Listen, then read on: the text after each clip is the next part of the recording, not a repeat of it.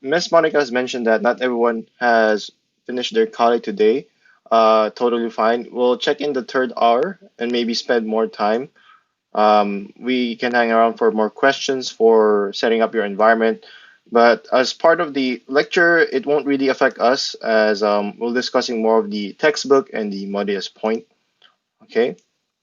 So without further ado, we can start with our module one. So welcome to lesson one of actually this is cybersecurity, but that's fine.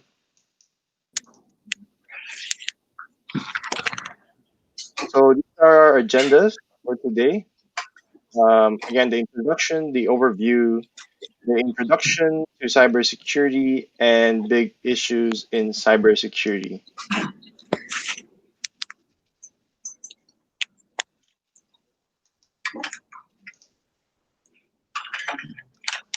So for the overview, we must evaluate the basic foundations of information security technology, including identifying tools and systems that reduce risk of data breaches while enabling core organizational process and assets. So again, in information security, it's very important that we first identify the tools, meaning we look on what the organization's information system that is included. Because if you don't take into account which computers, systems, devices that are connected to your system, you don't even know what risk you are being exposed of. Okay, and the very first step in your information security is again making inventory in all the items, devices in your organization. And Miss Monica, let me know anytime if I need to stop, if you need to translate as well. I'm totally fine with that. Okay.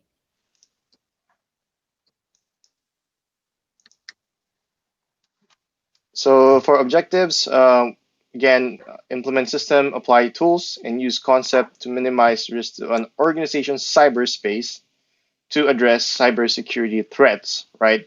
Again, why are we learning cybersecurity or information security? It is, again, to minimize the risk of cyber threats. That includes like malicious attack, meaning it is intentional to gain something out of your organization. It could also be unintentional, meaning could be an accident or could be negligence because let's say an employee did not do his job properly of maybe locking the screen, clicking that phishing email, and so on and so forth.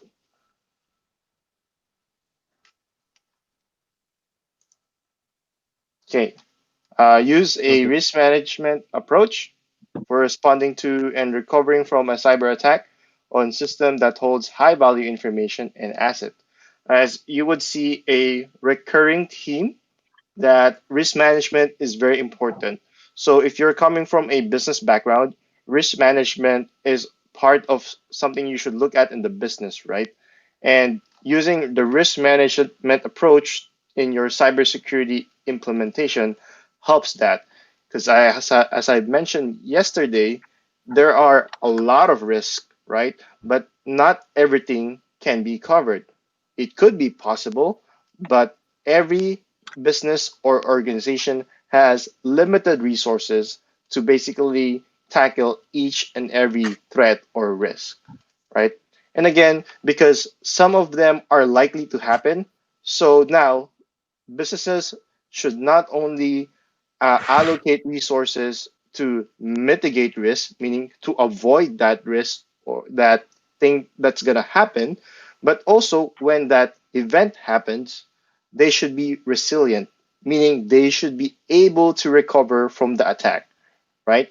Because time and time and again, you would see big companies getting data breaches, but now the question is, how do you get back your data? How do you make sure that nothing else gets leaked, right? How do you recover? Okay.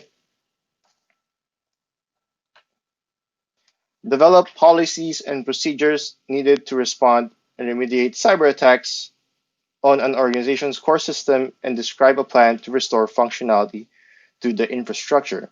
As we mentioned before, having this restoring the functionality, meaning recovering, is very important. But before we even come to that, we must create a plan, right? And also, we must develop policies and procedures so that everyone in the organization knows how to act a certain way in such a way that it will lessen the risk of cyber attacks, cyber threats, insider threats, even, right?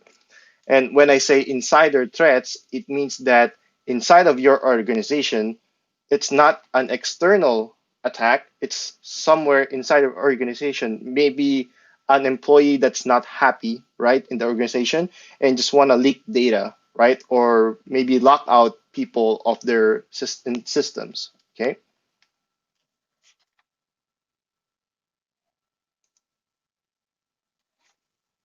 Okay. Diary of data breaches. This is just something that you can do. It's not required, right? Um, so once you're in the information security realm, right, the first thing you'd like to do is maybe keep uh, keep up to date of these things that's happening in your organization, in your industry, in the country, or in worldwide, right? Because you may never know the threat that's coming into you is already being done elsewhere, right? So let's say there's organization A and organization B. If you happen to know organization A is getting this new type of attack and they're already developing a sort of a plan how to basically address that, meaning how to defend against it or recover against it, the organization B and other organizations should be able to get that information so that they can be ready for that and maybe uh, instead of getting attacked, maybe stopping it the first time it comes to the organization's door, right? So this is not part of the class, so it's part of the regular class, so we can skip ahead this. And again, we this already mentioned data breaches. Again, data breaches is just when the data is being leaked, and data can be leaked in many possible ways, right? Um, email address being stolen, and then an external person getting to hold that email and password, getting to access the system or even the email, getting the sensitive data, meaning data that shouldn't be disclosed, meaning released to other parties, right? Or it could be someone forgetting to lock their screen and maybe, let's say, a third party, let's say the cleaners in the organization during at night can access your system as well, and so on and so forth.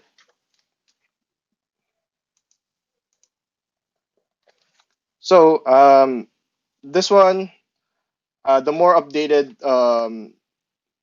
guidelines for this is already been sent. So we can skip this slide for now, the cybersecurity assessment. Okay. So security life cycle, right? I think it might be part of the team project as well, but we can skip this for now. And I'll just mention to Monica whatever we need next.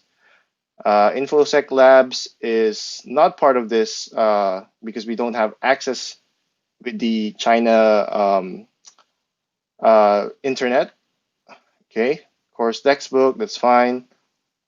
Okay, hierarchy, sources of data, CIA triad. So we'll be discussing this in chapter one of the book.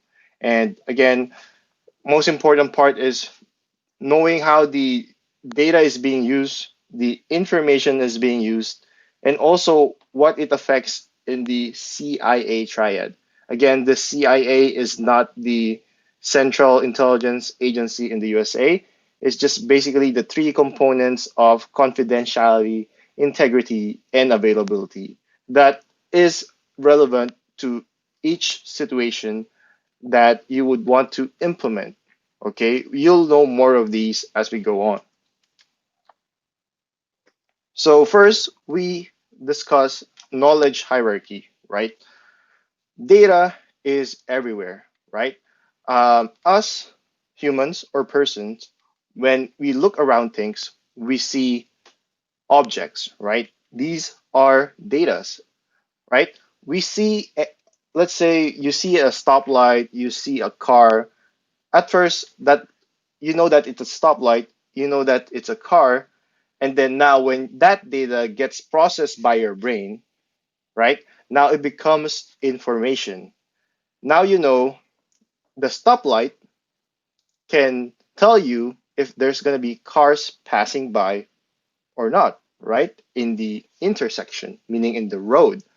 So that data became information, right? Um, Knowledge as well. Now, you know, the stoplight gives you the red, the yellow, the green, and that's your knowledge now. You do know that the stoplight would do that, and usually car drivers would follow. Okay? But then again, these are just data, information, and knowledge. As humans, we do have the capability to make decisions as well. So even though we know that the stop sign, let's say, means there's a car would not pass in the road, a green signal means cars will pass in the road all the time. It's still up to the human if he wants to pass the road. Let's say it shows a green signal, but there's no car, and maybe the human felt safe, he will just cross the road. So this is the part where the data, information, knowledge, and decision plays a part. Okay, it has that hierarchy. Okay, I can give another example, right? Again, this time around, let's say again data, and um, let's still stick to cars, right? You're driving a car, right? And you see a pedestrian line, people that can cross. Okay, that's information. You know it because you've studied it. And now the knowledge is you'd know anytime there's people that would pass by, right? And now it's up to you if you want to slow down or go fast as a decision, right? There could be people crossing the road. You can still hit the people. I know it's bad, but just for example's sake, you can still hit that person crossing the road because that's your decision, right? All right, we can move on. And again, sources of data comes from everywhere, right? I've mentioned about the humans, right? But also machines or systems, computers are able to grab data, right? Again, they could vary in a wide range of things, such as sensors, right? Or, for example, in this case, it's a camera, right?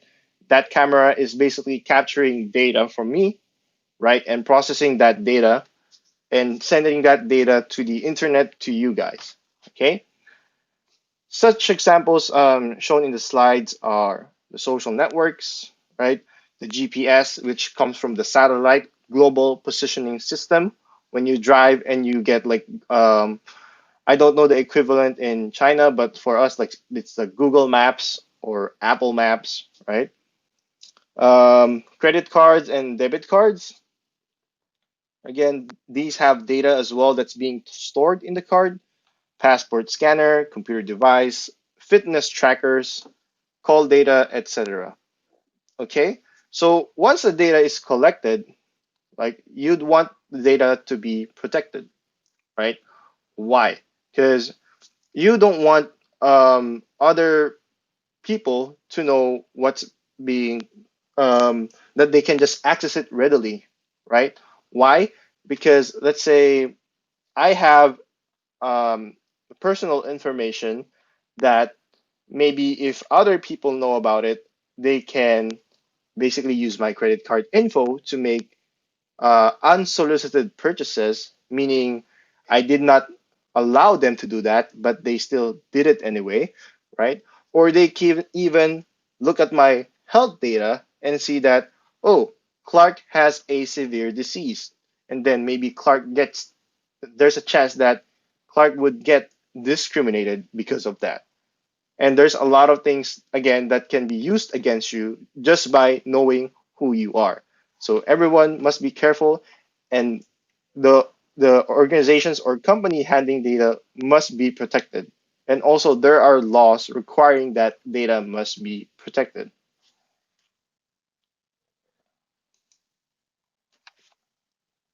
Okay, so I forgot to remove that, so we can just move on.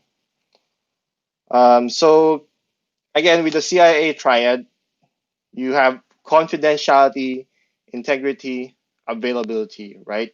But aside from that, there are other issues as well, such as authentication, non-repudiation, security, privacy, trust, big data, and data aggregation. We can start with the very first one, confidentiality. Confidentiality is when the information that is supposed to be secret or hidden, right? And when it becomes exposed to the public or to people that should not have that data, it becomes a confidentiality security issue, right? Again, an example, let's say your student grades are data, right? They should be confidential, right? Meaning, sure, the staff in Shenzhen or also in CDU can access your grades. That's fine, but it's confidential in a way that, let's say, I can just pass the grades of the students to any person I know, right? That's a issue on confidentiality. Integrity, on the other hand, is when, let's say, I graded you guys, right, as an instructor. And then whenever I place a grade, let's say I gave 50 points to a certain student, that should hold through all the time, right? It should not change if I did not make a change, right? It should not be when it's 50 points and then when I look again, it becomes 43, 44, or maybe have a 53, right? That that data that change without anyone manipulating it, right, is a issue for integrity, right? And also, if there's external actors, meaning hackers or bad actors that basically changed your data, right, it means that your data lost integrity as well. Okay, now we move on to the next item, which is availability. So, given that your student grades are kept safely, sure. They don't change. That's integrity. Good. But however, what if the server of, um, let's say Amazon Web Services, or let's say CDU server went down and I can no longer access a student grades. So that's another issue for security issue, which is availability. So you would encounter this from time to time also when you're trying to access a web page and the web page throws you a 404 page not found, right? That resource is not available at the time being, right? It could mean a lot of things. It could be that the server had some misconfiguration, meaning the where the data was hosted. It could be that um, a lot of requests to that resource, meaning a lot of people looking up on that information. Let's say in my very small computer, maybe 5,000 students started looking the grades at the same time. That can put down the server, right? And then now it becomes not available. Okay, and another thing that could happen as well is it's a hacker, a bad hacker, right? Is the one basically just requesting a lot of times to that server, and again putting that server down and no longer can serve its resources. Authentication is an important part. Okay, uh, not everyone should be able to access all the things. If that happens, it will be chaos, right? It will be bad because anyone can just do anything they want. So once you have authentication in place, again, before even doing authentication, you must provide your role based access control like hierarchy. For example, I am the admin in this call or video call. I am the only one who can end this meeting, right? And not just any student. So if another student like want to do bad things, they can just do end call, right? But because they're not authenticated, right, in such a way that they don't have that level of role, they won't be able to do that. Again, going back for another scenario with authentication is, let's say you would want to access an information, right? You would first need a login and password. Why?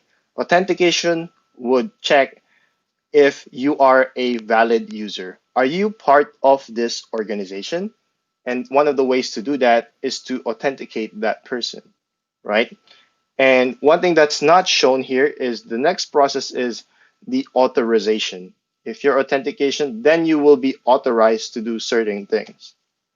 Okay. Next is non-repudiation. Um, to make this term very simple, when we say non-repudiation, it means that whenever somebody does something, it should stay there, right? And not be changed. So it's kind of similar to integrity, but I'll give you an example, right? For example, I signed a contract with my signature here, like say Clark, and it shouldn't be possible that that signature in that contract would be changed. Okay,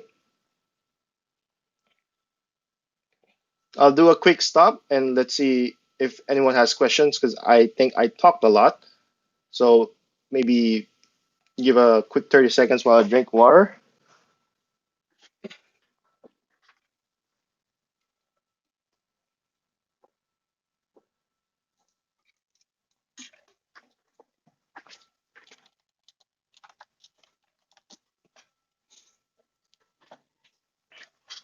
Okay, so just an example again with non-repudiation, like how we can define it is again, whenever let's say I signed a contract for let's say buying a house, right? Let's say digitally, I signed it. Let's say after 2 months, I would say, hey, I did not sign that contract. I don't owe you anything. So non-repudiation should be the a security feature that would basically protect that data or that house contract to not be changed. Okay.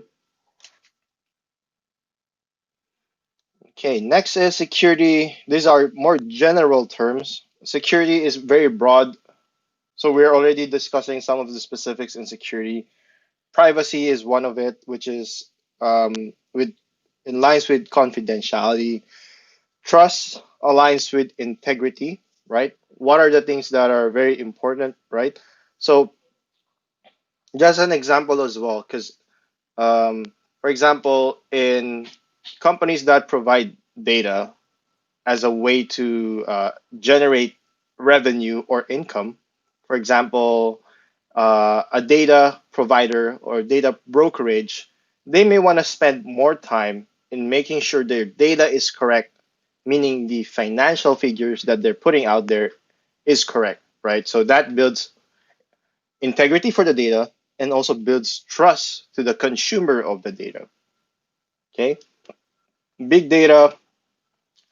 Big data is just something that, again, from the word data, and now you amass big data, right? And right now, in our time, there's a lot of unprocessed data waiting to be processed, right? Because right now, with our technology, there's a lot of things that we can capture, right? In your vehicle alone or in your car alone, you would have tons of sensor checking everything from the surroundings to the internals to the engines to the temperature to the GPS. Like all of those are a lot of data points. And I'm just talking vehicles, and that's just one. And there's a lot of more systems that grab data, right? And again, big data is nothing if it's not being processed, right? And the way we process data, one of it is basically data aggregation. When we say aggregation, it's just basically putting things together. A quick example of aggregation is maybe saying what's the total or what's the sum of something, right?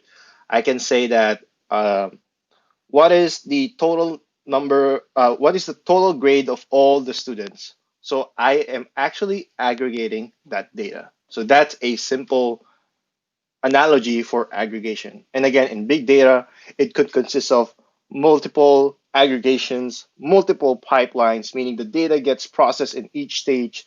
We change it, manipulate it in such a way that it's now ready for the consumer as a product. Okay, let's see. Next. Great. So now this part would explain again the confidentiality, integrity, availability. Okay, we can mention it quickly again. Confidentiality ensures information is only disclosed who are authorized, right? I am authorized to look at your grades. Miss Monica is authorized to look at your grades, but other staff that's not included, right, cannot just look at your grade without any authorization, right? It should not be disclosed. Integrity ensures information is accurate, right? Again, if I give you a 3.5 and then it becomes 4.0, maybe to your advantage, it's still not is accurate information. Okay? Availability ensures systems and informations are available to those authorized. Again, not only I mean when we say authorized here, again there are some informations that are available to the public, so it's publicly authorized, right? See. Okay, non-repudiation, authentication. So authentication, identify the user. Are you part of this organization, right? Are you part of the business? Okay, if yes, go ahead. You can now proceed. It's like going into the door in a building where there's a security guard, and the security guard as a person is trying to authenticate you. How? Through checking your ID. Same goes with other school campus, right? Before you can enter some of the school campus, they require you to show or wear an ID. Okay. Non-repudiation, just to add, right? Ensuring users cannot deny having carried out actions. Another example here is, let's say I suspiciously logged into another organization's system. I'm not authorized, right? Or even I'm authorized, but non-repudiation should be there to make sure that they have stored that data that I had done this type of transaction or action, right? Think of it like having a logging mechanism, right? And again, if we go more deeper in this, if you already heard about the blockchain technology helps that, or what they call as well the digital ledger, right? But I don't think that's the scope for now, so we can just proceed. Security, protected from unwanted intrusion. Again, once you start doing the inventory of all your system and devices, right? You would now, let's say, create a diagram, meaning draw those assets, let's say. Okay. Now, let's say you draw those assets out, and you might want to create a what they call it a line, a security line to basically show that these system should be protected from unwanted users. Okay.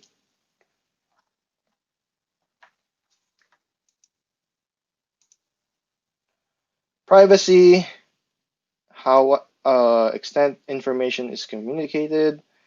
Trust ensures belief in reliability, truth, or ability of someone or something. Big data, volume, variety, velocity of data created today. So I've mentioned these three already. So we can just proceed on that. Okay. Let me just do a quick time check because I want to do something different. Let's see. So our first break would be around 30 minutes, 15, almost. Okay. So what I want to do instead is maybe I want to touch on the muddiest point. Hold on. It's not here. Okay, we can just do it after the break because I think this is not the updated slide that I have. Totally fine. I'll just grab it in a while. So we can proceed more. We already mentioned about data aggregation.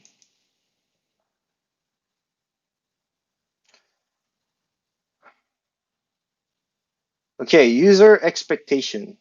Uh, when we say user expectation, I'm a user, you're a user, and everyone has different expectation, right? Again, in general, users and organization expect not to be impacted by information security issues stated on the previous slides, right? If I'm a user of, let's say, I'm a customer of a bank, or I'm a user, maybe I'm a student of an educational institution, I expect that this institution protect my data. This institution provides confidentiality, integrity, availability.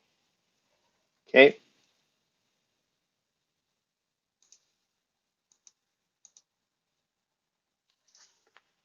so this diagram just helps us.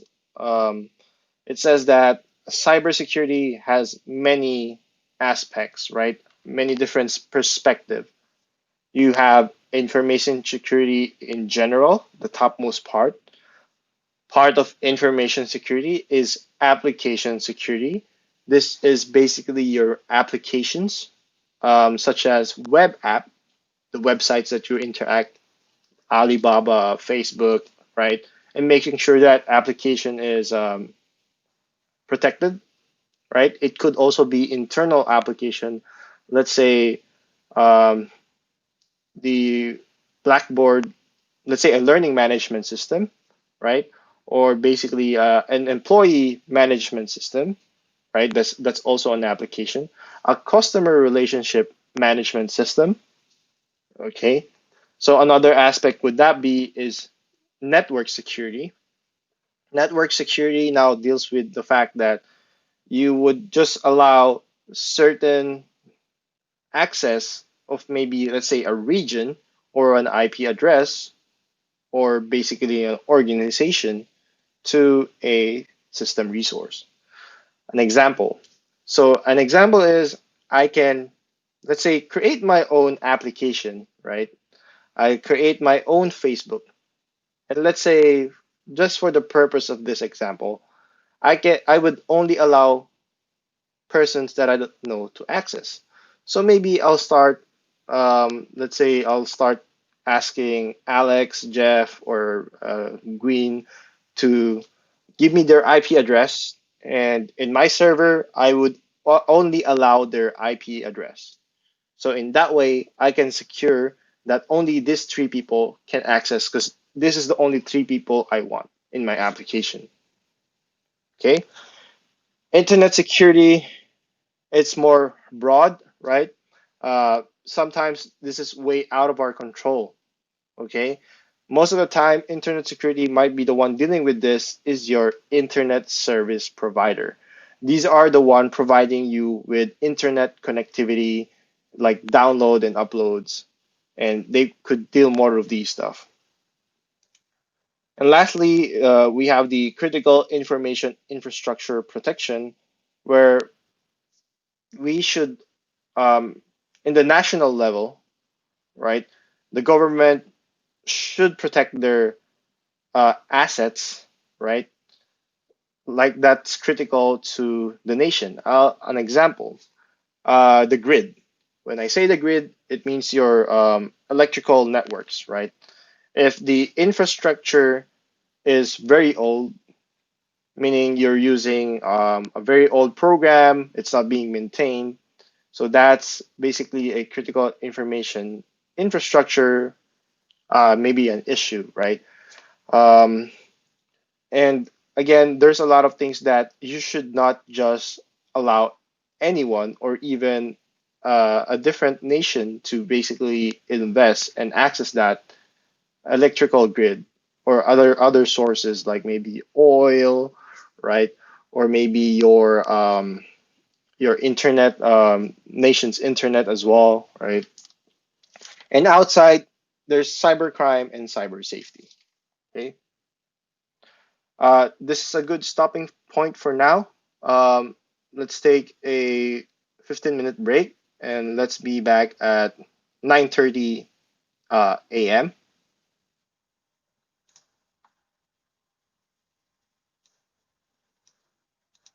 Okay, as I mentioned before, I do like to tackle the muddiest point, and it's been very interesting to see the students' submission as well. So we'll tackle some of the muddiest points and head back to the lecture. And if we have more time, we can go back to some of the muddiest points again. Okay.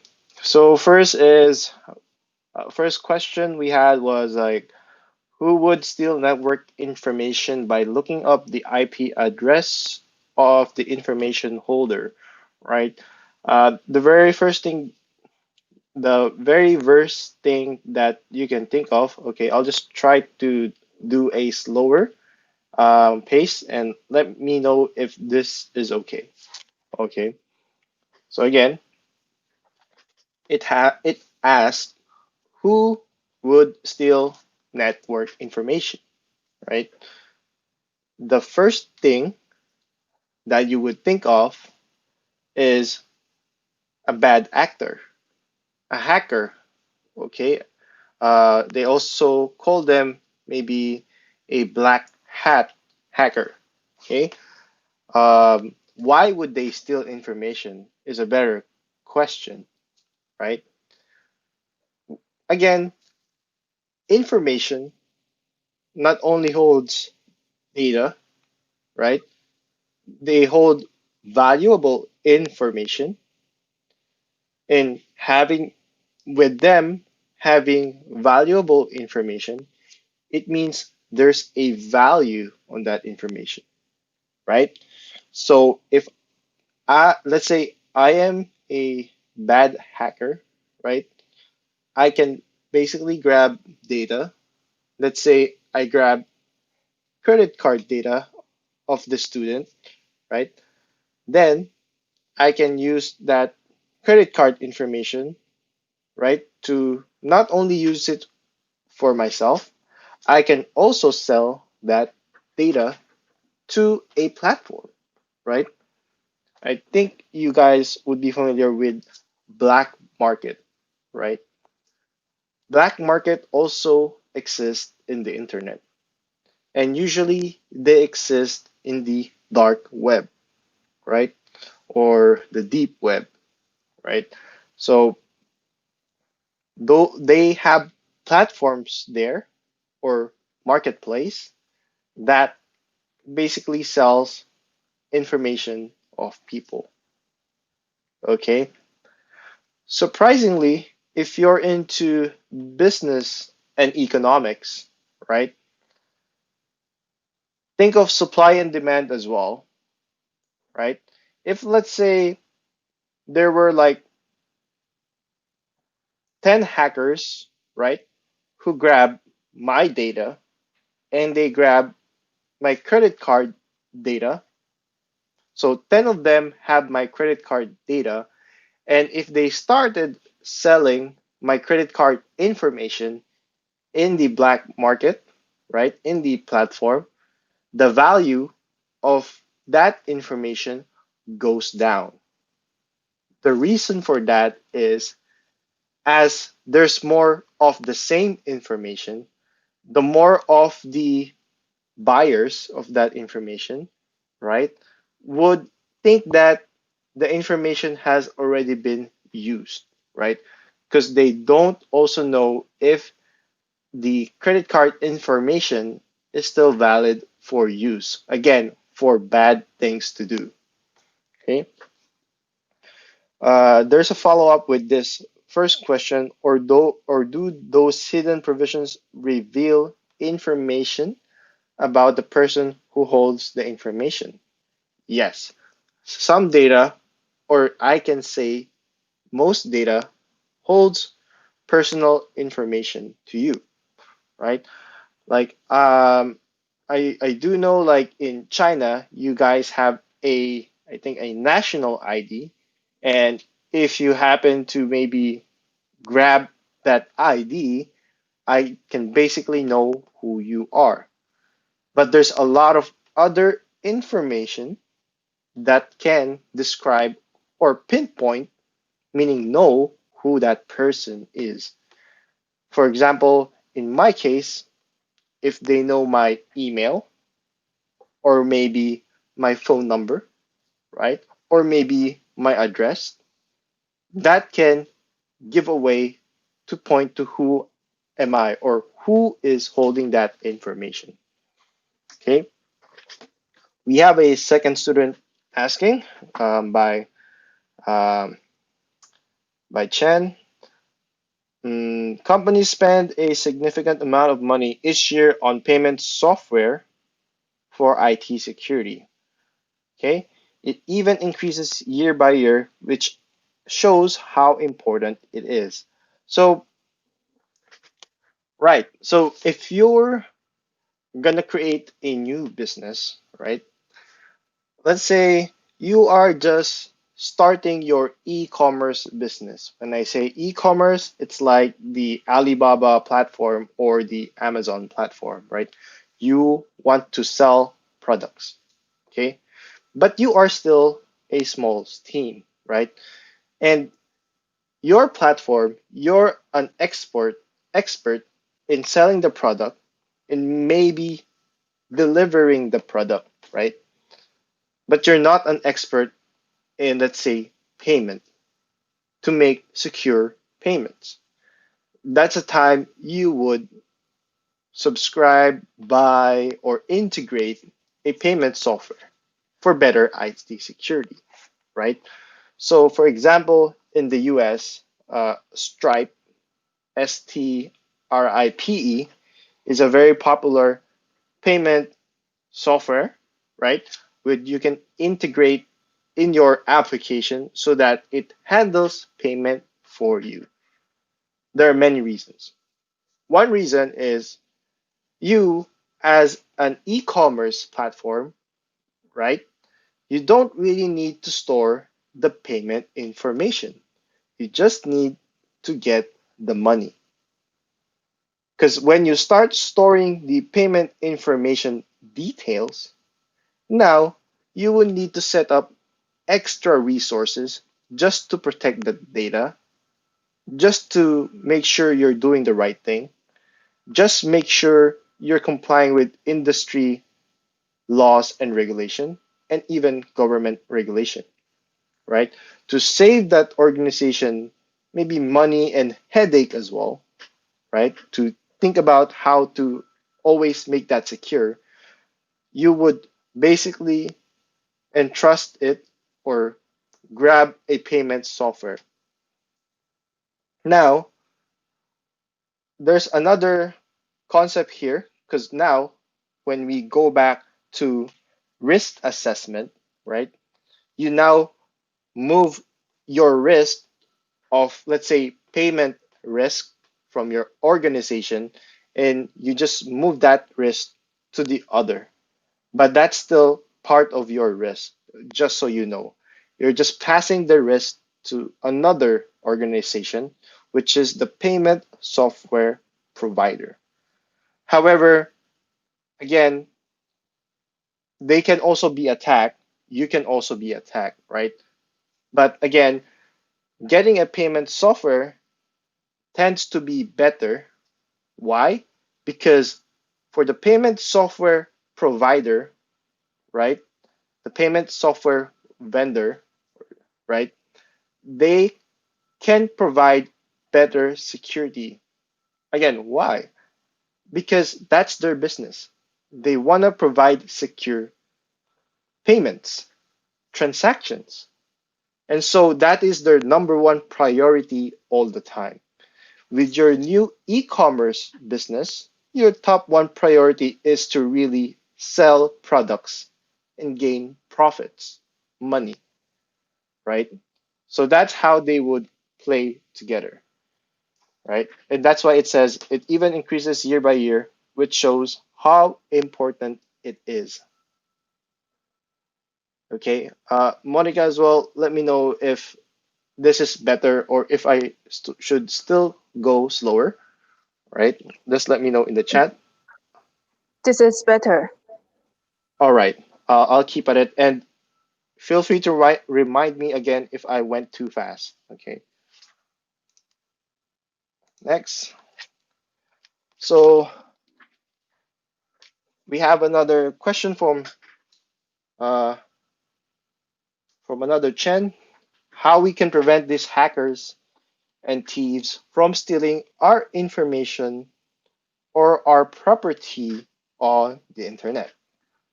Well, information or property on the internet. Well, one of the way is the very simple answer is to avoid providing sensitive information unless necessary. Example, if you're doing an application on a government website, for sure you might need to use your social security number in China, right? Or your national ID, right?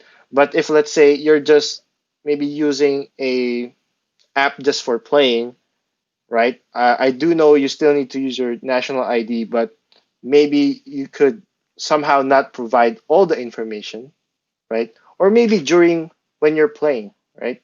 Let's say you're playing League of Legends, you are a streamer, you basically share your screen to other people. You don't want them to show where you are. You can't just say, here's my address, here's my password, here's my username. I know that might sound simple, but even just showing your IP address is also dangerous. In the US, there have been many issues where streamers, game streamers, would basically be there would be SWAT team in the US. They are the like the police. The police would basically go in to that game streamer's house because they thought there was a threat. What happened? So what happened there is some of the other viewers could basically locate or know your IP, or maybe sometimes when they stream, they show the back of their house, right? And they can figure out where the streamer is located and make this awful, awful joke or prank to call the police to that, go to the streamer's house to say maybe there's a bomb. Okay. More ways to secure our information, right, is basically when you go to a website, you want to make sure that the website is secure. There's multiple ways to know that. When you click in the address bar, maybe you would see a lock icon, right? Maybe you would see it's color green, meaning it's secured. Maybe you would see HTTP with an S, right? If you see neither of those, meaning you see a red icon, maybe a lock icon with a slash, or maybe just HTTP, you already know that you're going to this website at your own risk. Okay. So again, that's a lot of prevention. And again, being careful on, let's say, receiving an email and them saying you have to update your credit card information. And they're going to say, come to this website and enter your credit card information. And then that's the time they steal your data because it was totally fake. And this is called phishing, right?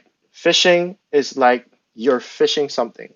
And I believe we would maybe be able to talk about this more in later topics. Again, how to improve security. So we've been mentioning about a lot of like there's tools, there's do's and don'ts, but always the most important part because us humans are the weakest element in terms of security policies and procedures, right? So you would want to always educate yourself, educate people in your organization, right? Whether in school, whether your parents, coworkers, right? You would want to provide training as well with the latest type of attack, right? I know it's hard, especially when we have our older parents who struggle to really know which one is fake, which one is not. But as we try to educate them further, that would at least decrease the chances of them being attacked, right? Next, we have from Michael, critical information security issues is very important. If your bank account is leaked, money is stolen. With my response to that first, yes. So before you have physical money, and just to make sure you don't get stolen, you keep it in your house, maybe in your house, put it in a vault where people can't just easily access, right? We now have this digital money, which is very easy to move money around, to purchase stuff, send money to families and friends. However, it is also easy to lose that digital money when someone gets hold of your account number or maybe password, right, and username to your digital bank account. Yes. Next, we have network crime is very difficult to catch. When caught thief, your money may have been spent by the thief.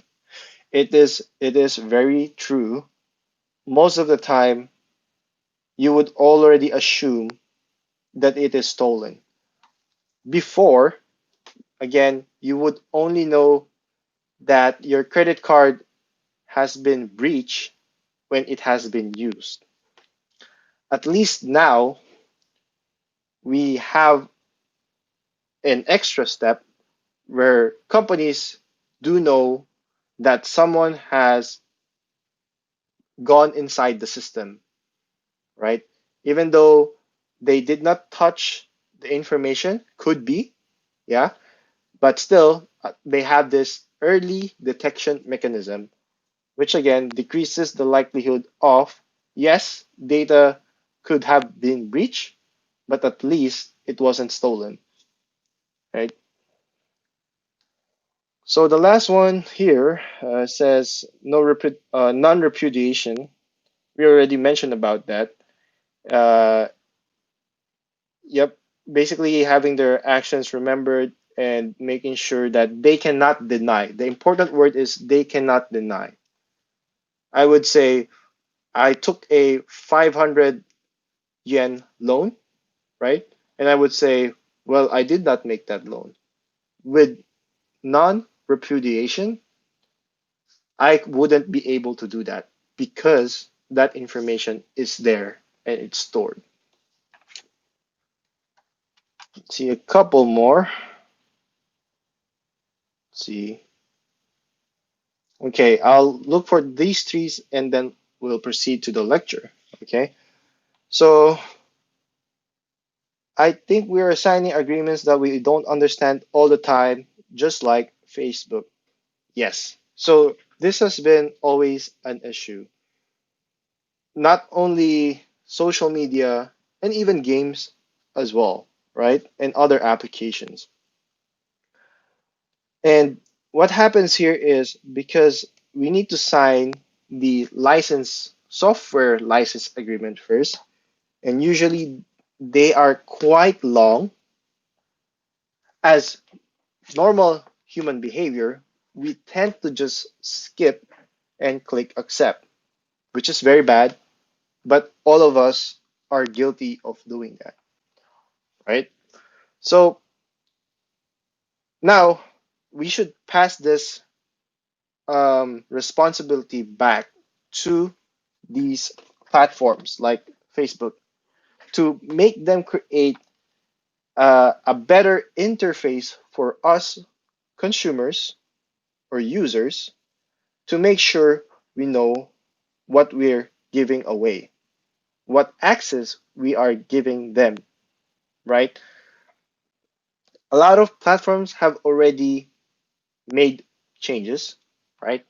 Now, at least some platforms would show you, you would be giving access to, let's say, your microphone, the video, your friends, your friends list, your video posting, and now you would think twice because it's now showing you just item by item and it's easier for you to understand, right?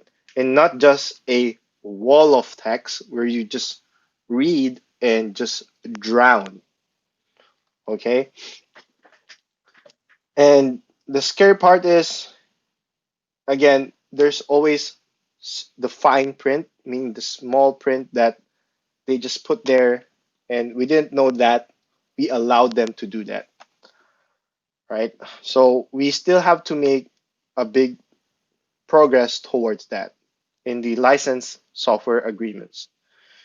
Another example as well is, I don't know if you have encountered, for us, like for example, Adobe.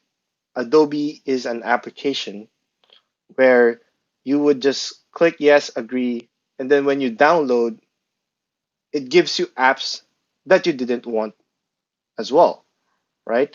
Maybe you just want the Photoshop, but it also gave you other applications that you did not want, and they did not even specify, right?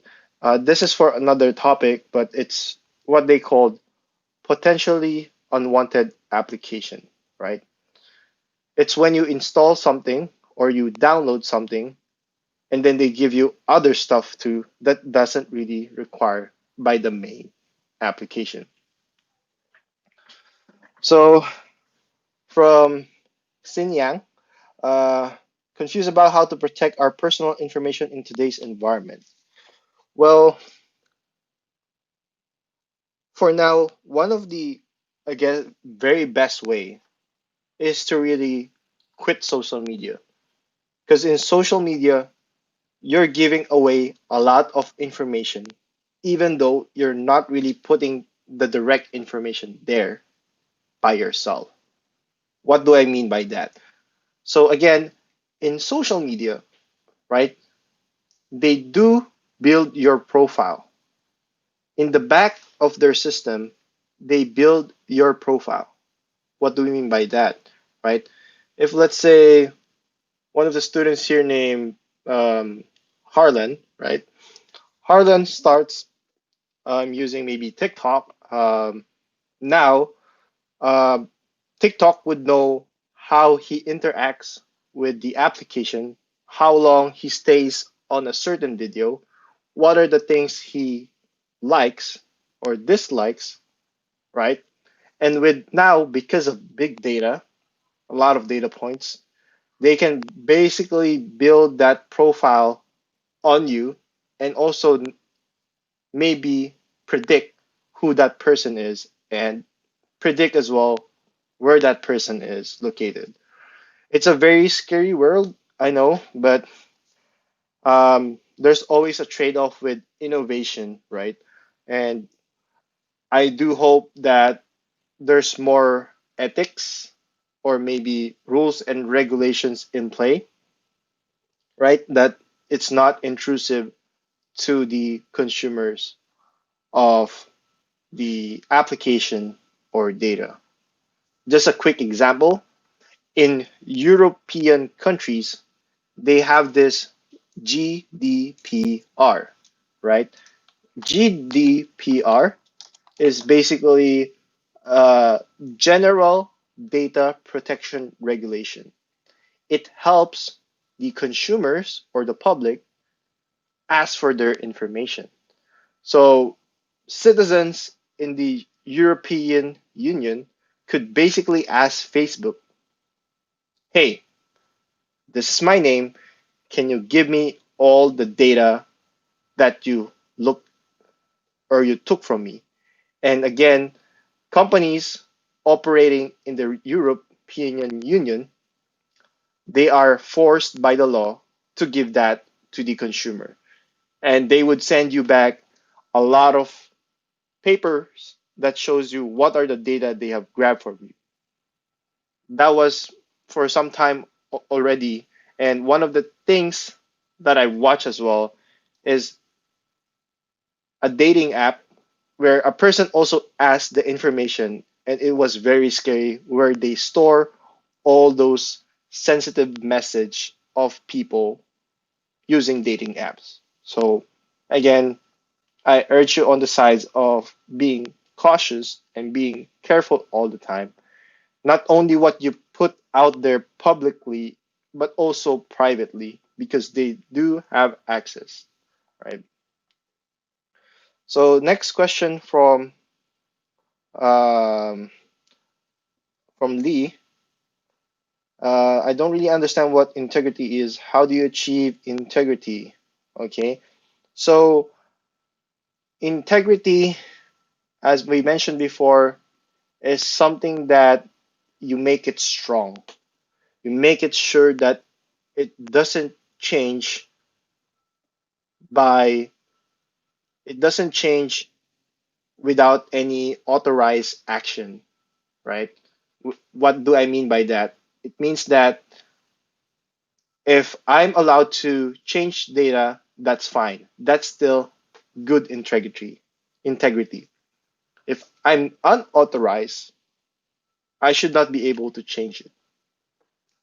If we go to the database, that would be a different thing. Slightly different thing.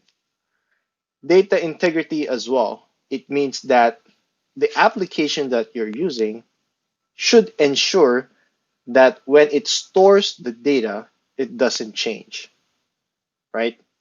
And then this is now in terms of like it doesn't change because the database is working correctly. If someone create a badly implemented database, right, it could mean that the data, once you put it inside of the database, it changes just because it's not working correctly or it's faulty. So again, how do you achieve integrity? Making sure the system that you're using is rigid, is strong, is tested, and make sure that it's working correctly as expected.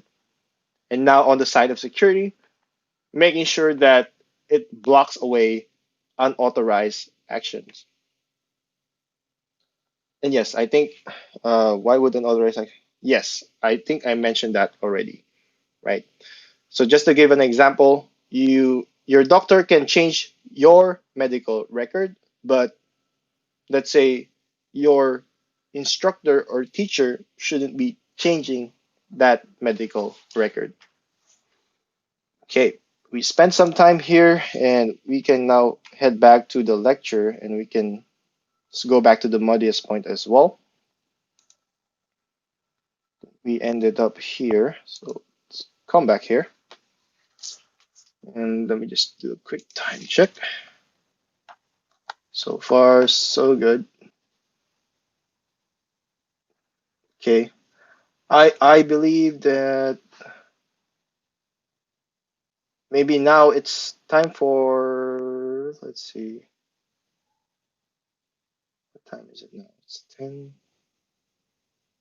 Yeah, so now it's 10 a.m. Before continuing, we'll try to do a concept test. Um,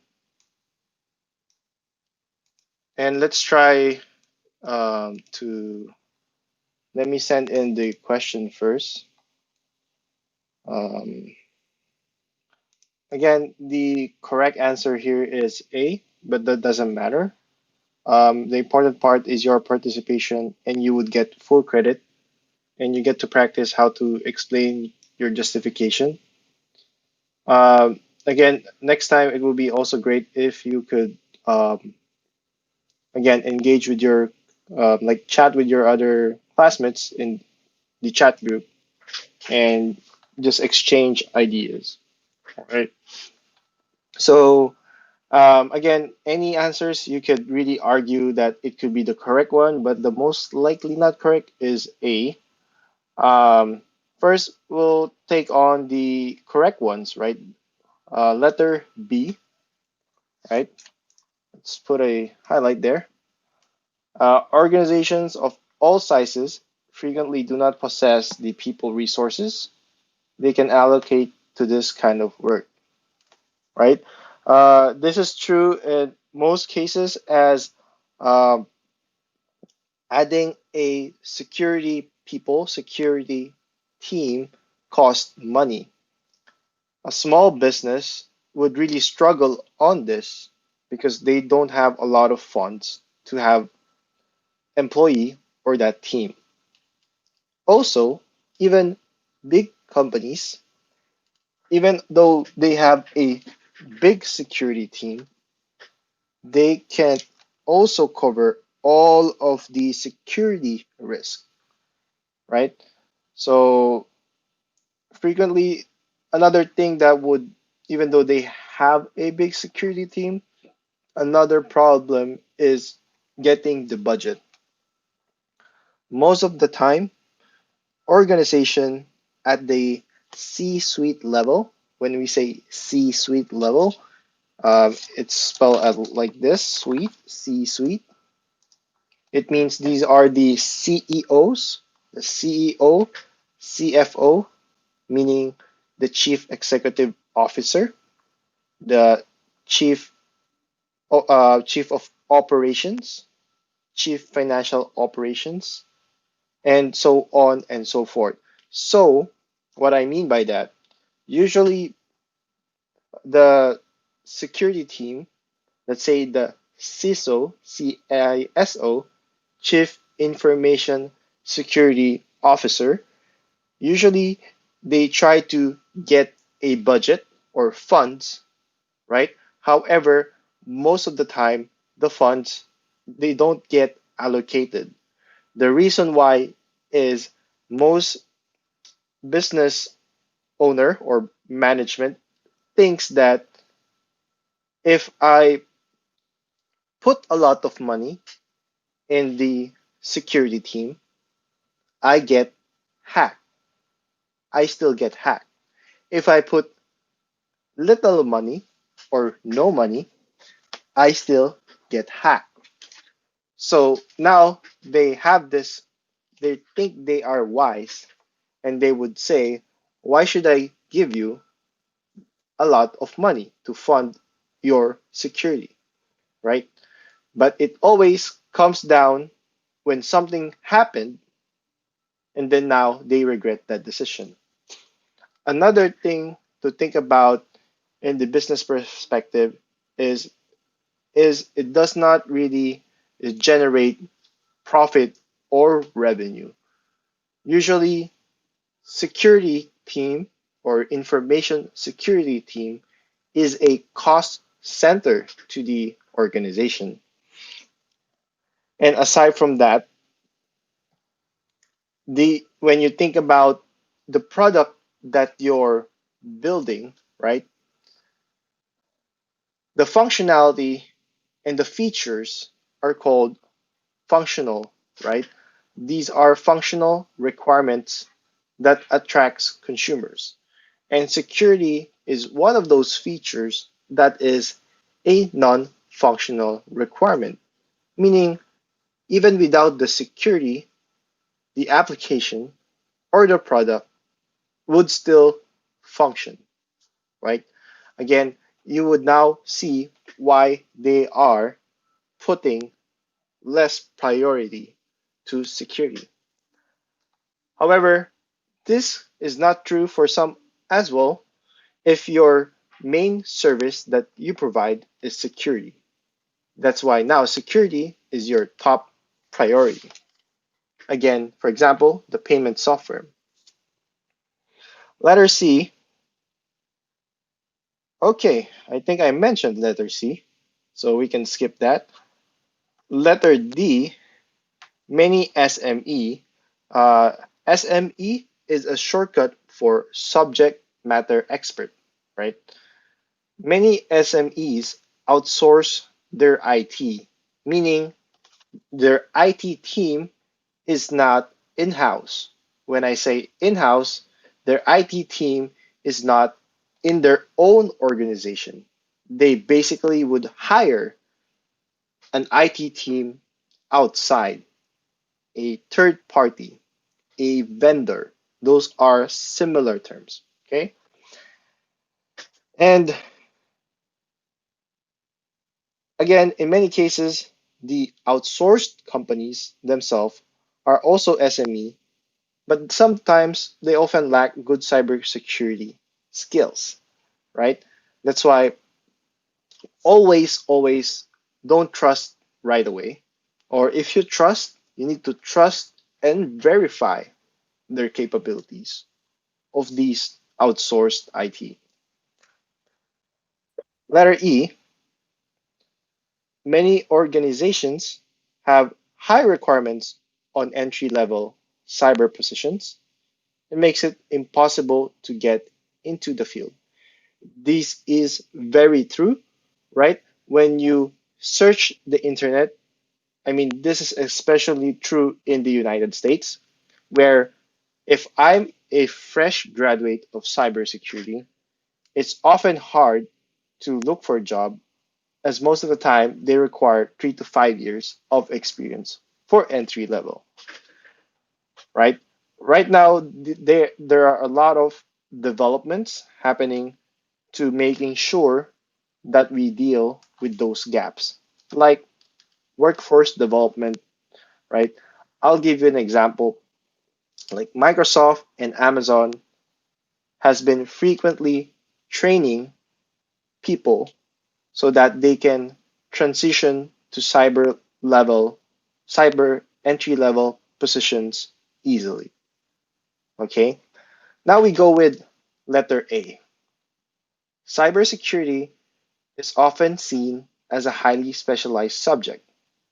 Many individuals and smaller organizations believe that they do not possess the necessary knowledge or skills, right? That's not true, right? They would not often think that they don't possess the skills, right? It's usually they don't possess the resources to hire those people, right? Or undertake the necessary work to protect themselves from cyber attack. Again, um, they can do the work. It's just that they don't have enough resources to focus on that. All right. So now concept test is done, and for the other days that we'll have concept test, we'll check if we can have our uh, CTUTA Min to conduct this whenever he's available for the concept test as well. But instructors can conduct this concept test. For now, for our lesson one, I just did it for today. Okay.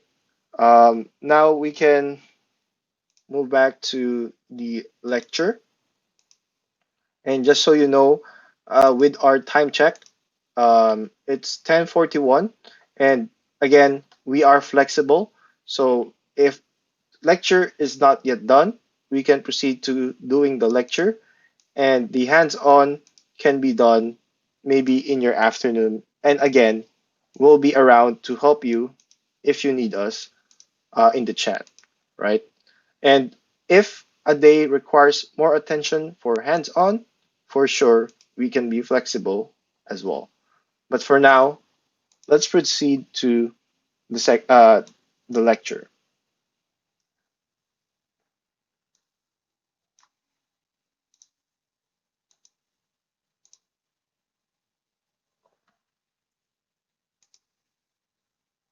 Okay, so this is just a repeat, right?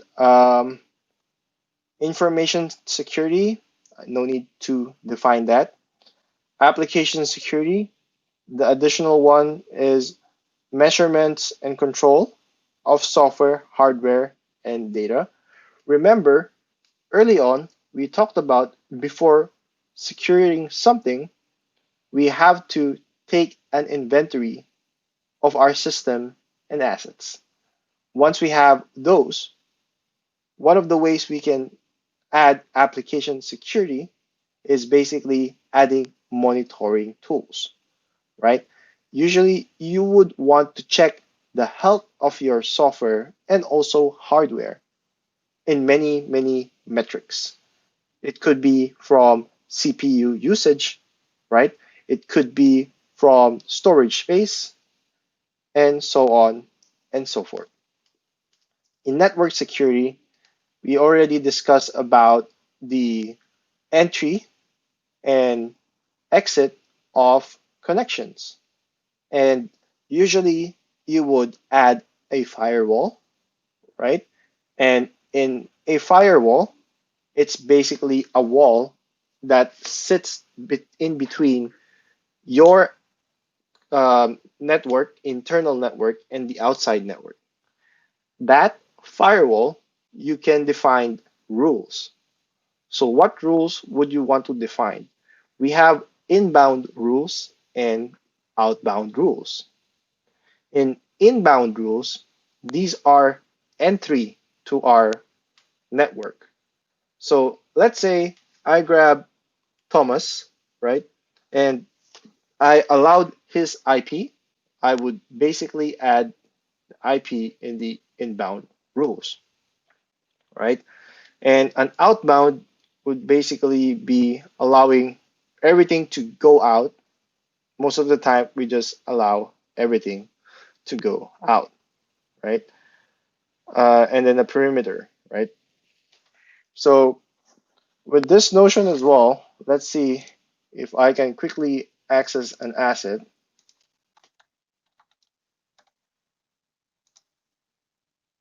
Let me remove my this one. Let's see if I can quickly check if I'm able to sign in. Okay, just hold on. So a quick example here that might be similar to, let's say, Alibaba Cloud. So this is Amazon Web Services, right? In this case, I can go to EZ2. EZ2 is just basically a name that's saying it's a service where you can rent servers in Amazon. So you can also rent servers in Alibaba Cloud, right? So let's say I have a server, right? And let's say I have a server name, hold on, called dev instance, where I do have my application that lives there, right? And let's say I have a database connection, and I do want to check the security options, right? And click the security groups. And as you can see, this has like a firewall, right? It has inbound rules and outbound rules. As you can see, these are the type of connections. As you can see, anyone can access the application with the 000, and we describe it as a public URL, right? However, let's say we want to access the server through the terminal, right? Through SSH. And as you can see, even for me, I would release my IP address, right? Again, IP address could be static or dynamic, meaning they could be fixed or they could change over time, right? So this means that I've added my IP address so that the server is somewhat secured to only allow these IP addresses to SSH. Okay, and as you can see, outbound rules, meaning from the server going out, we just usually allow everything. Okay, heading back.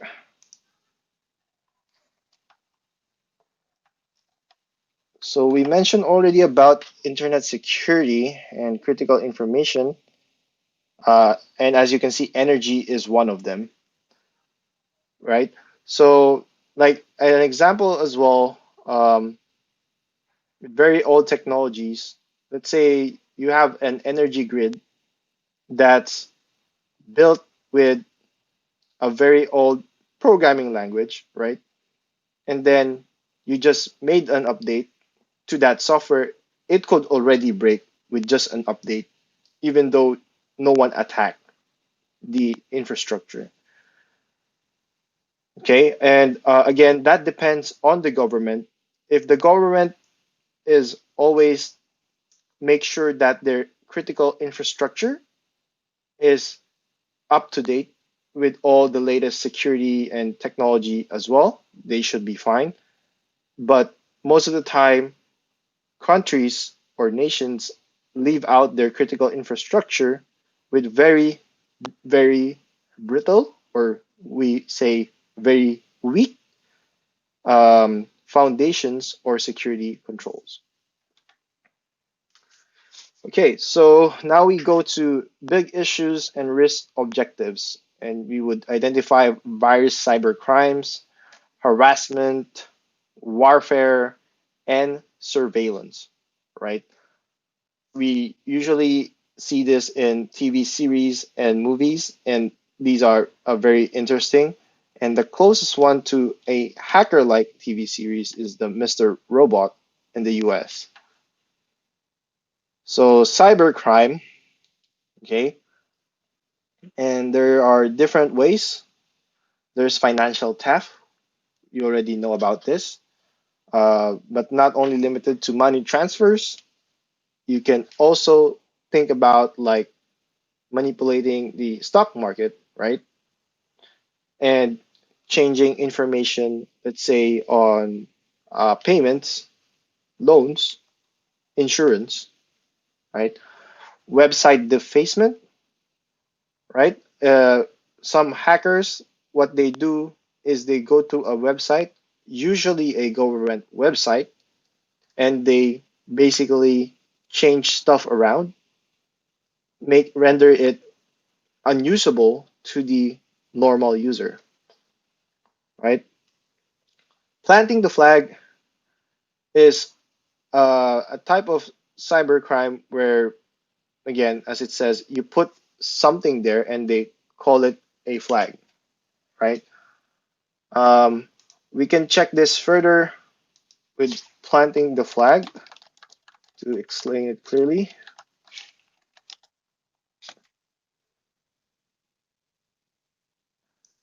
Yep. So this strategy is basically planting again your flag online, right?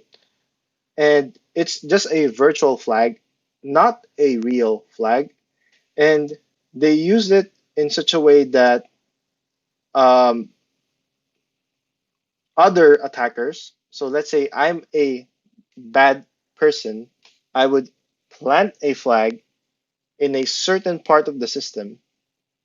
The reason for that is to let other bad hackers to basically go to that flag and now do whatever they want, right? Exploitation is something where you discovered a bug or an issue and you try to do bad things, access, hack, destroy data through that issue or bug. So that's exploitation. So let's say there's a Windows, let's say, bug on, let's say, the start menu, right? And if people can use that start menu bug to destroy people's operating system, that's exploiting it. Denial of service is, as the word says, you can give service, and what happens with denial is you deny the service. So if, let's say, a lot of people, you can, let's say, I'm a bad actor, I can maybe create a script or a server that, let's say, every second it will it will go access, let's say, the what's a smaller organization, let's say, Shenzhen school or maybe City U school, right? I have a script that does that every second, requesting for information. Now, smaller organizations can only handle so much of the request of resource, the request to access the website. And let's say there's 1 million users trying to access. It will basically render the server down. Okay. IP theft. IP theft is where, again, the IP address is stolen. Now, how it's stolen is many several ways, but the most popular way is basically having a man in the middle attack. They call it MITM, where you would try to be in the middle of the communication, and now you would now grab the IP from being in the middle of the network communication, and then after that you can now spoof or maybe use that information to gain access to the user's IP with the IP of the user. Okay, dark patterns. Basically, they are used in websites so that it makes you do things that you didn't mean to. For example, ads, right? It would pop up and say, please buy now or sign up for something, and maybe just say click here, but you ended up signing in, you didn't know. So it's basically messing with the usual pattern where you interact with websites usually as well. Cybercrime, okay, the most common is fraud, a little risk for perpetrators. Again, some of them can easily get away with digital trails, maybe using VPN. But nowadays, VPN as well is not that hidden, right? Also, getting caught with financial theft because you did not really kill anyone, right? It's not that extent. So usually you would serve some jail time, again, depending on the country, right? And if you're even lucky, you might be even hired by the government cybercrime division to help attack or help combat financial theft. Website defacement, um, the most popular one in the US is, and very political, is anonymous, right? So, and anonymous, has been using this Guy Fawkes mask, right, to spark being again to hide their identity, right? And they are very political and they do attack governments and organizations, usually saying that to defend the interests of the public. Again, for some, it's also for fun to say that, hey, your website is not secure. I can do this, right? Revenge, as you all know, also making a statement. Again, maybe it could be for fun, could be for political views. Planting the flag, break into a system and demonstrate their abilities, break into a system to show how bad the security is, and gain recognition in the hacker community, right? So instead of saying, hey, company A or company B, you have this certain cybersecurity issue. Instead of saying that, he'll be saying, hey, other bad hackers, check this out, do this, right? And while we are on the topic of reporting issues to companies, be very careful as well, because some companies might say, okay, if you find a bug, I'll give you money. No need for any contract, right? This is called the bug bounty program, right? It's called bug bounty programs, right? And some organization would say, yes, we should have a contract first before you look for bugs and resolve issues. But it's always, you can never release that to the public so that the other bad hackers could not exploit. And there are companies as well that even though, let's say you are a good hacker, they also call this as a white hat hacker. And let's say your intention is only to show what's wrong, but the company doesn't allow that. If you try to even check for security issues, they're gonna basically sue you, meaning get a lawyer and also say that you're trying to exploit their system, even though you're doing it in good faith, meaning you are just looking out for that organization. Okay, exploitation. Hacker exploits a system to delete or corrupt information. This is a very broad topic, exploitation. There's a lot of it, and we already mentioned that, so we can move on with this one. Denial of service. We already mentioned this as well. Another way you can do this is using multiple computers working together to target systems or one system. You can also use botnets, right? Again, these are bots or automated scripts, something like that, to basically do the attack. Cybercrime. So copyright infringement on copyright, right? Providing for free music, film, and books. When P2P was developed, the peer-to-peer connection, meaning you and I can have a connection, you and several students here can have a connection and share files, right? Maybe share music. And that is basically infringing on copyright because some of the music, films, and books are meant to be consumed individually, and everyone should have a purchase.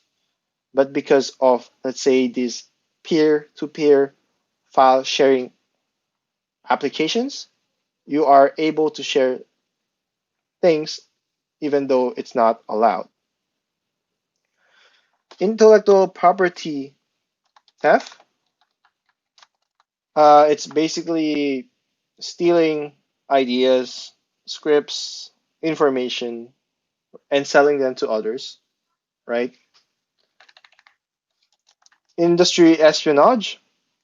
Um, Example, a secret formula for Coca-Cola, or a secret formula for KFC, or a secret formula for McDonald's, right?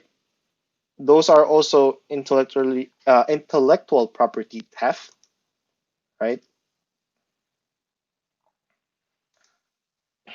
Next, cybercrime. We mentioned these are designed to trick you. Just grab some water.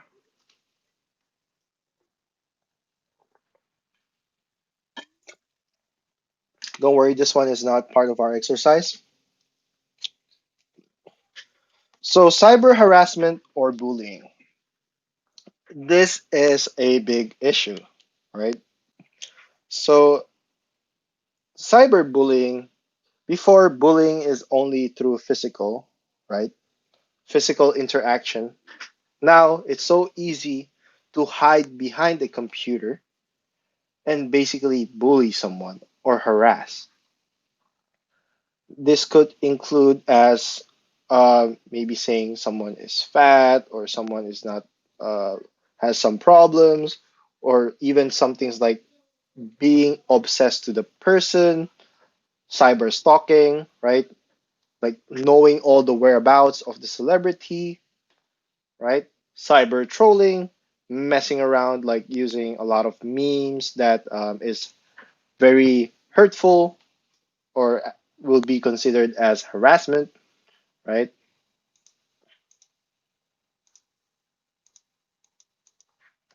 Okay, hold on.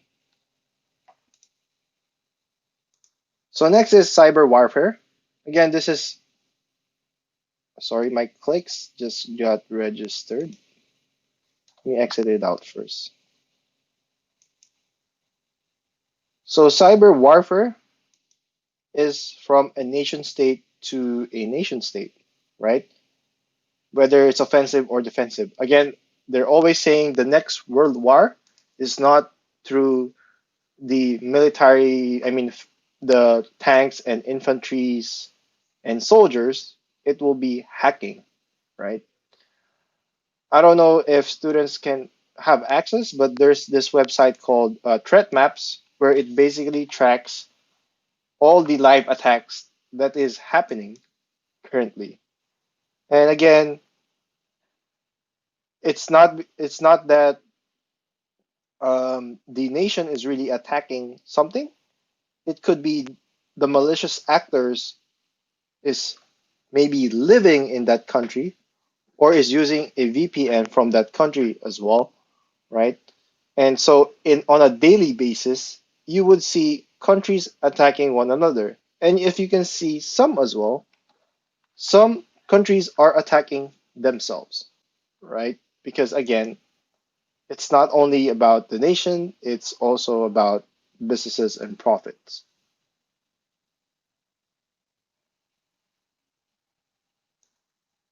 Okay, moving on.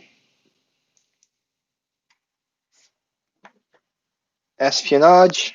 We mentioned this already. Uh, um, Gaining access without permission and without the knowledge of the owner.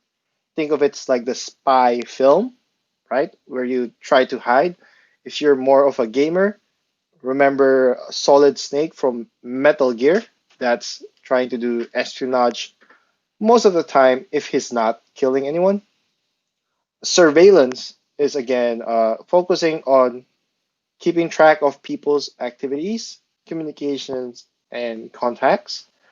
Um, Again, this depends on country to country of how intense is the surveillance, but also uh, most countries tend to do a lot of surveillance just to keep the other nation in check, right? So before that as well, now the question is, I mentioned a while ago, the next world war might not be through soldiers and tanks, right?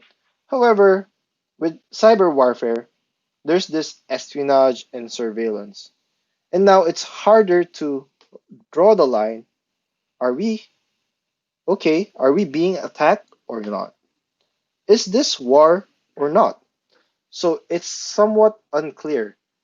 Unlike in the usual war that we know, if someone attack, there's a bomb, there's killings, there's something that's stolen for sure. You know it right away. It's something physical. But with cyber warfare, it's hard. It's hard to know, is this already war or not. Sabotage, as the word suggests, it's basically destroying something, right? And you can destroy digital assets, information. You can also destroy critical information architecture, or I mean structure, right? And like the energy grid, you can sabotage them, right? Psychological warfare is basically messing up, um, is a tactical move to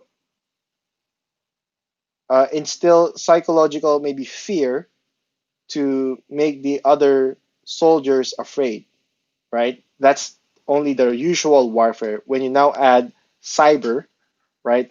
It's the psychological things you can do in the internet, right? Which is one, you can demoralize the population of another country. When we say demoralize, it means if people tend to be in high spirits, high energy, right? You would basically create that opposite. Demoralized meaning they are now less motivated, less energy to do something just because they keep seeing, let's say, a lot of bad stuff, which could be not true as well, right? Two is to subjugate and repress its own population. Strike fear, and now everyone follows, right? Deception, it means that you try to obscure the origin of a cyber attack. Again, think of your VPN to trick people that saying that, oh, it's not it's not from this country, so it should not be, right? So let's say my country, let's say Philippines, let's say it wants to attack, let's say Vietnam, right?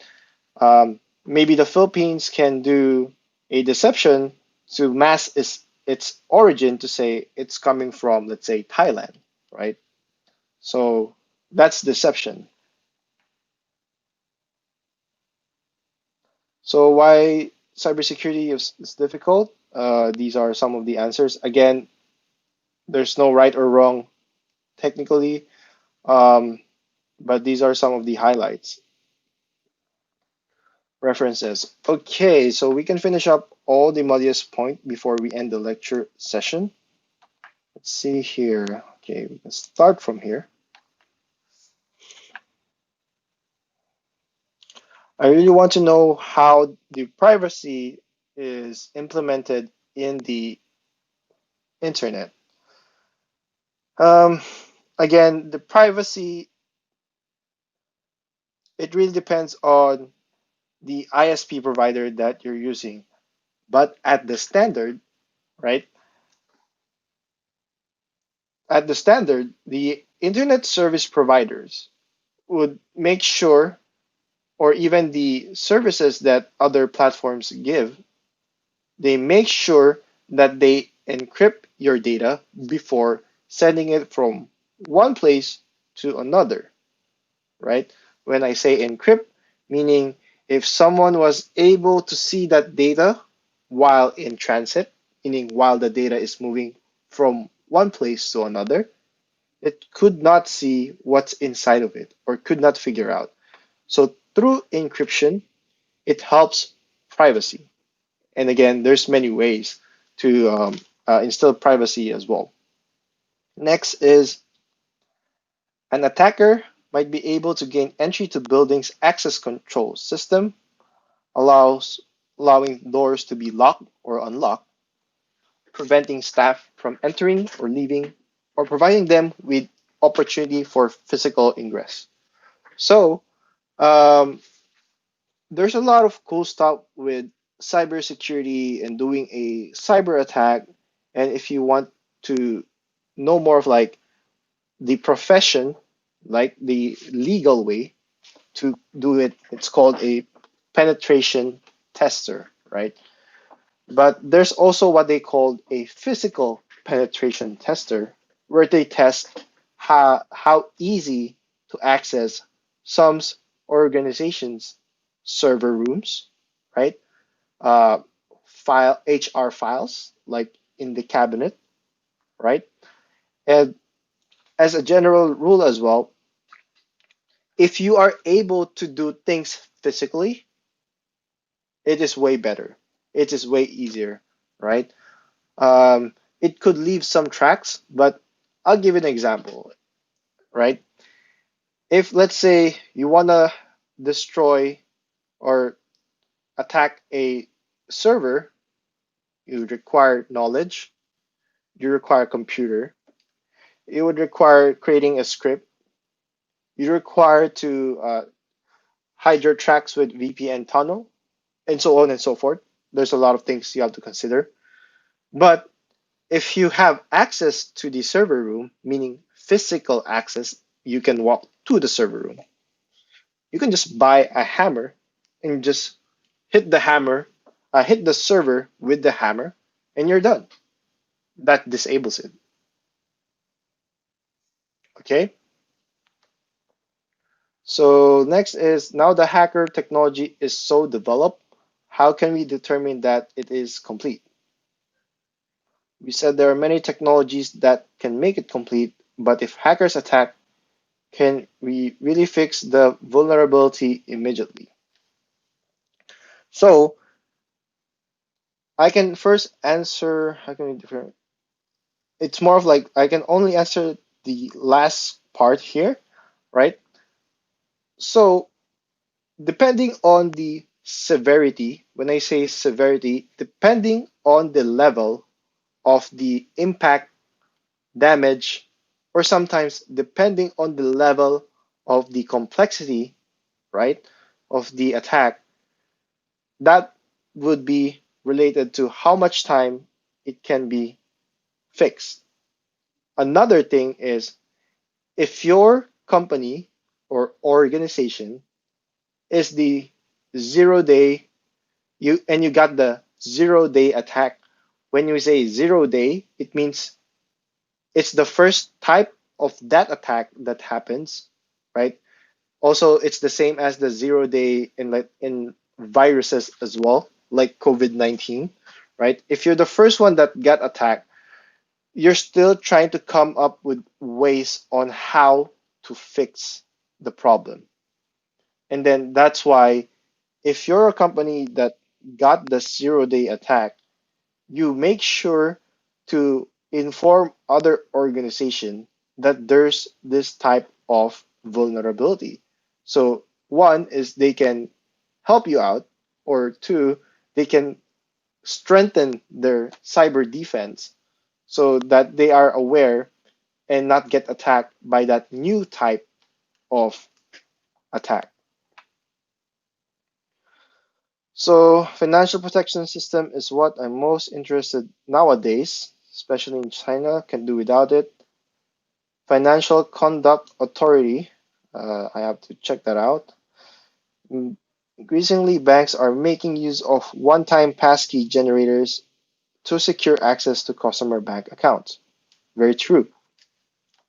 Before we can just get away with username and password to our bank accounts, nowadays there's always a multi-factor authentication. It means it requires two things, right? It could be something that you know, which is a username or password, something that you have, which is um, maybe your thumbprint, your fingerprint, I mean, your face. You can also use the something that you have as your phone. It would send a pass key. For some companies, they provide you with an access card that you can basically plug in your computer or maybe a USB as well. And again, passkey generators, for some, um, you could either have it in your phone app or sometimes a separate device that generates a random passkey every certain time period. Could be every 1 minute, could be every 5 minutes. Okay, next we have data aggregation describes the way which big data is acquired. If carried out properly, data aggregation can be a very powerful tool in combining seemingly unrelated data sets into one, can be used to provide detailed profile of a subject. I'm curious how to use it. So this is just a good to know. Thank you for giving this input, right? So again, with the power now in our time, processing power and storage is very cheap, and now it allows us to process more data, hence big data, and do data aggregation, manipulation, visualization to see other perspectives of the same data and giving us more insight on how to use the data. Yeah, another one would be not all hackers are bad, correct? In general, there are three types of hacker: the black hat, bad; the white hat, the good; the gray hat, in the middle. The gray hat tends to be the one that would do things on his own. Let's say, even though the organization did not say yes to him checking the security features, but he did it anyways. It could be legal or illegal, right? But still, he's thinking for the good of everyone. That's a gray hat, right? And most of the time in the movies, you may see black hat hackers, right? Why can't we rationalize hackers who do good, um, help us find vulnerabilities, and fend off other hackers? There's already a lot of organizations as well that um, they do this, right? They even I even saw documentaries, meaning short films, on hackers. What they do is basically they hack the phishing scam of a malicious actor or another hacker, right? They sometimes, I saw it, sometimes they hijack the video conference screen share of a certain person who's doing again, a trick or a hack to another person. Some of them hack surveillance cameras of other bad organizations doing bad things. Okay. And so there's a lot of them, but again, we would say it's never enough. And surprisingly, it's also interesting while we are on this topic is as much as we try to study cybersecurity, it's so surprising that you would always end up seeing, oh, there's a 14-year-old kid who just hacked a government system, right? So there's always someone very genius and very bright out there and can hack systems. Again, being a hacker, not only you need to be technically capable, but you have to be very creative, right? Because there's tons of ways to attack a system, a lot of simple ways as well. So non-repudiation for the next muddiest point, we can just skip because we already have um, mentioned this many times. Like what can't be denied? Again, I signed a contract and I say I did not sign it. I deny it. Okay, I think we're almost at the end of the muddiest points. So the italics is, I think, from the textbook, right? I'll first read the question on the second bullet point.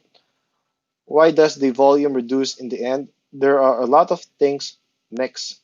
So why is the volume reduced rather than added? Let's see.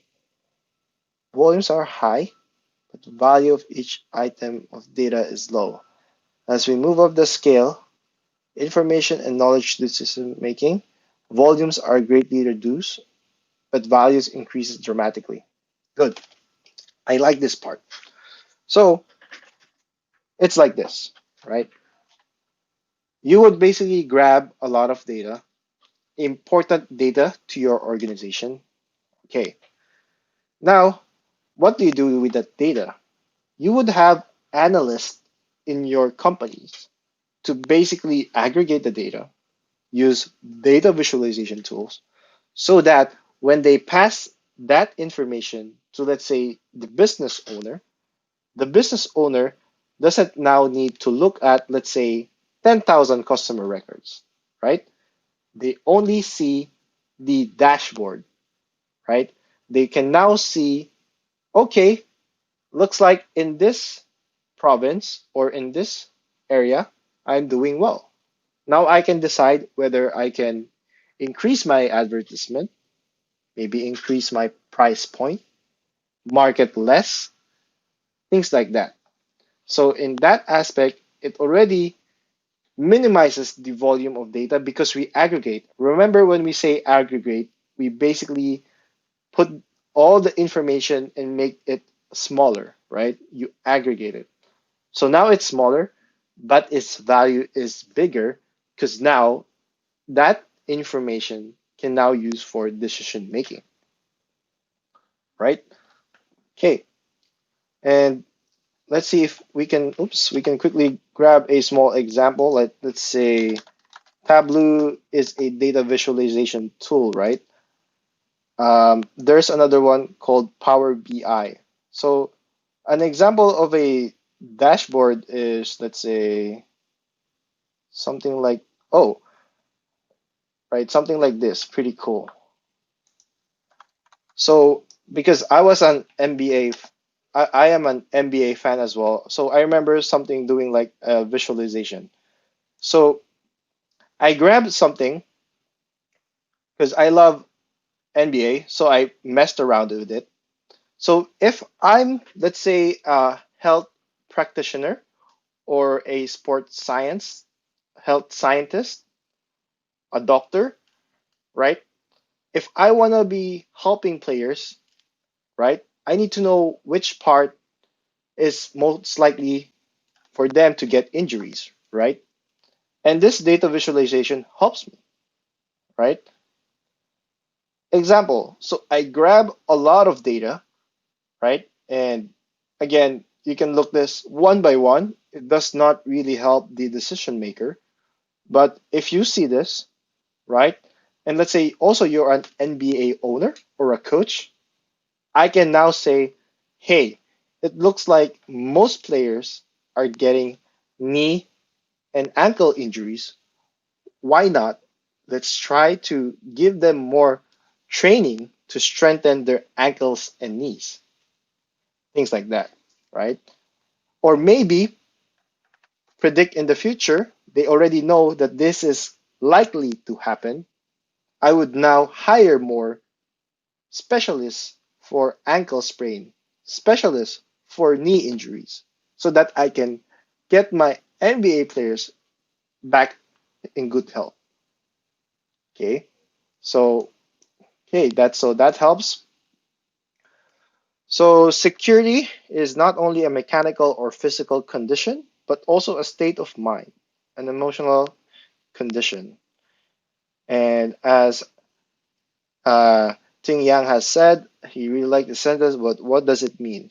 So security is mechanical and physical, right? And there's the emotional condition. And again, we are humans, so anything that we do is associated with our human biases. Also, that includes the emotion part. If you're a business person, you are investing on stock market. and you see the data, you understand the data, but because out of fear of everyone, just let's say either everyone is selling off their stocks, you tend to do the same, even though you know that that's going to happen. So that's an emotional condition. So in the security part as well, that also happens. Okay. Um, it always comes back to however strong your security is, the human is the weakest element. If you know how to manipulate the human mind, which includes the emotion, it's gone, right? You can access or attack easily. Okay, so this is the end of the lecture and muddiest point, and I really appreciate everyone giving their muddiest point questions. Again, this might not include all, but I'll try to grab and shuffle, and as long as we have good content to share as well, I'll be sharing this in class. And also, thank you for participating in concept tests. So I hope to see that same level of interaction. Okay, so we have still like 30 minutes left, and I was informed that um you guys are still working on the Kali Linux. So please use this time to spend more time with your environment setup. And because we kind of discussed with the HOP1, so we can also move that tomorrow to have a quick overview if we have time with the hands-on practices as well. Okay, so right now I'm removing my camera and I'll be back 5 minutes before the class ends just to close the class, but we'll still be around the chat and we'll be here if you need any assistance. And again, another thing that I would send over to you guys is I'll try to get the recording for yesterday if I did record it, so let me just look for it. And also today's recording and send over that to Monica. Okay, so that's it for now.